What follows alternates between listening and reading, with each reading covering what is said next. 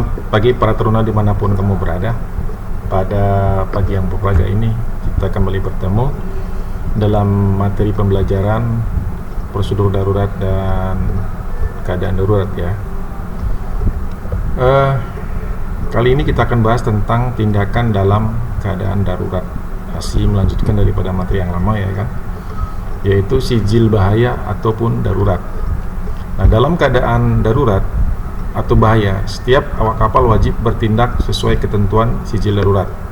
Itu nanti sijil maksudnya ada daftar nama-nama, siapa, berbuat apa, dan tugas apa, di situ sudah ada tercantum ya. Jadi dalam keadaan darurat ataupun bahaya, setiap awak kapal wajib bertindak sesuai ketentuan sijil darurat. Oleh sebab itu, sijil darurat senantiasa dibuat dan diinformasikan pada seluruh awak kapal ya. Sijil darurat di kapal perlu digantungkan di tempat yang strategis, sesuai, mudah dicapai, mudah dilihat, dan mudah dibaca untuk seluruh pelayaran, untuk pelaut maksudnya, dan memberikan perincian prosedur dalam keadaan darurat seperti tugas-tugas khusus yang harus ditanggulangi di dalam keadaan darurat oleh setiap anak buah kapal.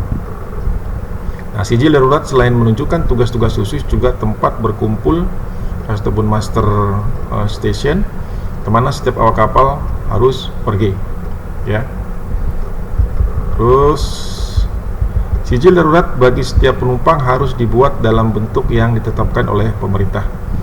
Yang keempat, sebelum kapal berangkat, sijil darurat harus sudah dibuat dan salinannya digantungkan di beberapa tempat yang strategis di kapal, terutama di ruang ABK.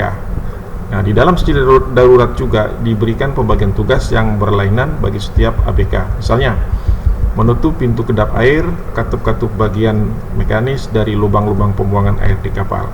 Kemudian perlengkapan skoci penolong termasuk perangkat radio handy talkie maupun perlengkapan lainnya. Menurunkan skoci penolong, persiapan umum, alat-alat penolong ataupun penyelamat lainnya. Tempat berkumpul dalam keadaan darurat bagi penumpang dan alat-alat pemadam kebakaran termasuk panel kontrol kebakaran. Yang keenam, selain itu di dalam sijil darurat disebutkan juga tugas-tugas khusus yang dikerjakan oleh anak buah kapal bagian CID, koki ataupun pelayan, seperti memberikan peringatan kepada penumpang.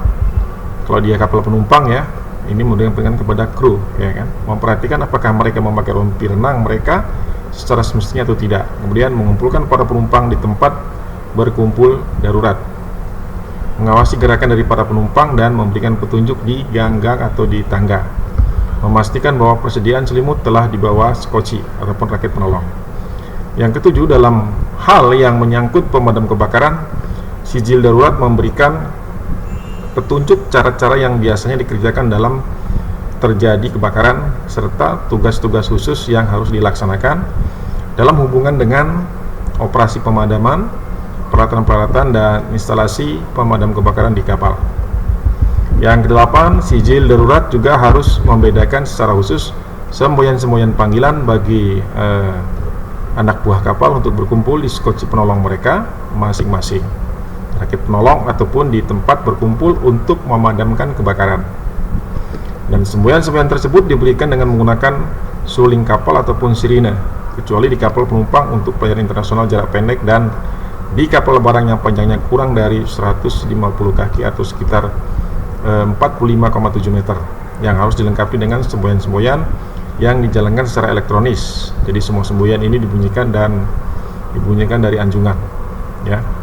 Jadi semboyan untuk berkumpul dalam keadaan darurat terdiri daripada 7 atau lebih tiup pendek.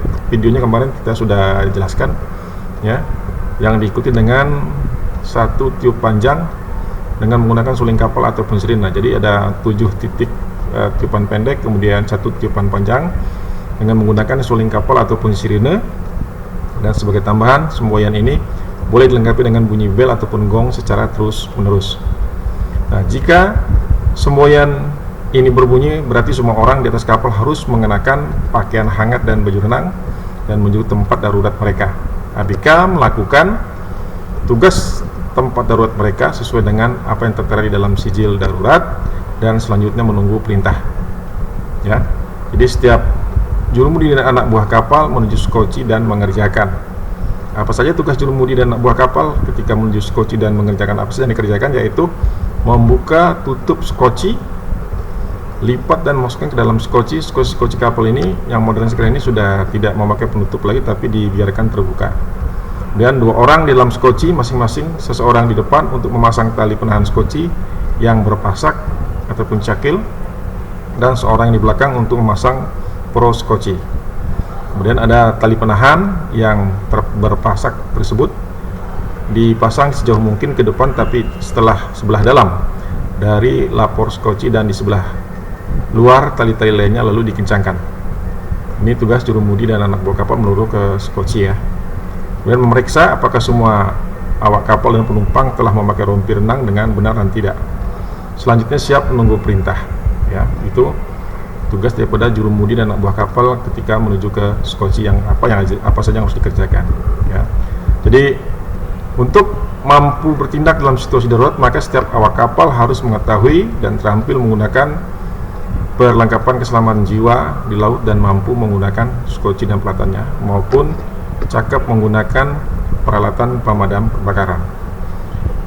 Dan selanjutnya ini nanti ada perlengkapan keselamatan jiwa di laut ya. Saya akan jelaskan nanti tersendiri apa saja itu alat-alat perlengkapan ya yang ada untuk keselamatan. Itu life saving appliances, yaitu life boat, life jacket, life raft, buoyance apparatus, life buoy, line throwing gun, kemudian ada lifeline, emergency signal, kemudian ada fire fighting equipment. Nah ini tadi yang tadi ini adalah untuk life saving, perlengkapan untuk penyelamatan diri ya.